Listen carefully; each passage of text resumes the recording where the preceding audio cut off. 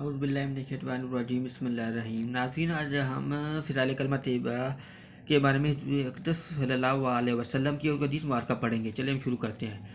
حضرت زید بن ارقم رضی اللہ عنہ حضور اقدس صلی اللہ علیہ وسلم سے نقل کرتے ہیں کہ جو شخص اخلاص کے ساتھ لا الہ الا اللہ کہے وہ جنت میں داخل ہوگا۔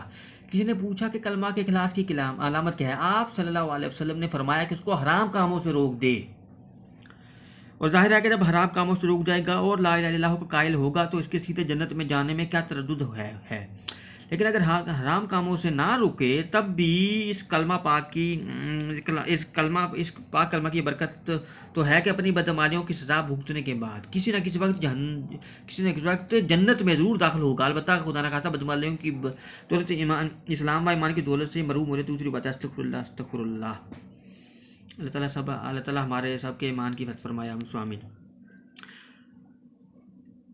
حضرت فقیہ ابو اللیث سمرقندی رحمۃ اللہ علیہ تنبیہۃ الغافلین میں لکھتے ہیں کہ ہر شخص کے لیے ضروری ہے کہ اللہ کثرت سے لا الہ الا اللہ پڑھتا رہا کرے اور اللہ تعالیٰ سے ایمان کے باقی رہنے کی بھی دعا کرتا رہے اور اپنے آپ کو گناہوں سے بچاتا رہے، اس لیے کہ بہت سے لوگ ایسے ہیں کہ گناہوں کی نوزش سے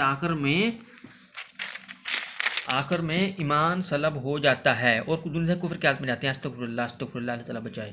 اور اس سے بڑھ کر کیا مصیبت ہو سکتی ہے کہ ایک شخص کا نام ساری عمر مسلمانوں کی فہرست میں رہا مگر قیامت میں دن وہ کافروں کی فہرست میں ہو۔ استغفر اللہ۔ یہ حقیقی کمال و کمال ہستا ہے۔ اس شخص پر افسوس نہیں جو گرجا یا بت خانہ میں ہمیشہ رہا اور کافروں کے فہرست میں آخر میں شمار کیا جائے۔ افسوس ہے اس میں جو مسجد میں رہا اور کافروں میں شمار ہو۔ اور یہ بات گناہوں کی کثرت اور تنہائیوں میں حرام کاموں میں مبتلا ہونے سے ہوتی ہے۔ بہت سے لوگ ایسے ہیں کہ جن کے پاس دوسروں کا مال ہے، اس کو سمجھتے ہیں کہ ہے وہ جائز ہے، مگر دل کو سمجھاتے ہیں کہ کسی وقت اس کو واپس کر دوں گا اور صاحب حق سے معاف کروا لوں گا، مگر اس کی نوبت نہیں آتی۔ موت اس سے قبل آ جاتی ہے۔ اور سے لوگوں کے بیوی طلاق ہوتی ہے مگر اس کو سمجھتے ہیں، مگر پھر بھی اس سے مجبوری کرتے ہیں، اس حالت میں تو موت آ جاتی ہے کہ توبہ کی توفیق نہیں ملتی۔ ایسے حالات میں آخر میں ایمان سلب ہو جاتا ہے۔ اللہ مغفرنا میں ہوا۔ حدیث کی کتابوں میں قصہ لکھا ہے کہ حضور صلی اللہ علیہ وسلم کے زمانہ میں ایک نوجوان کا انتقال ہوا۔ حضور صلی اللہ علیہ وسلم سے عرض کیا کہ اس سے کلمہ نہیں پڑھا جاتا۔ حضور صلی اللہ علیہ وسلم اس کے پاس تشریف آئے اور اس سے دریافت کیا کہ کیا عرض کیا کہ یا رسول اللہ صلی اللہ علیہ وسلم ایک کفل سا دل پر لگا ہوا ہے۔ تحقیق سے معلوم ہوا کہ اس کی والدہ ماجدہ اسے ناراض ہے اور اس نے ماں کو ستایا۔ حضور اقدس صلی اللہ علیہ وسلم نے ماں کو بلایا، دریافت فرمایا کہ اگر شخص بہت سے آگ جلا کر تمہارے اس لڑکے کو آگ میں ڈالنے لگے تو تم سفارش کرو گے؟ اس نے کیا کہ ہاں۔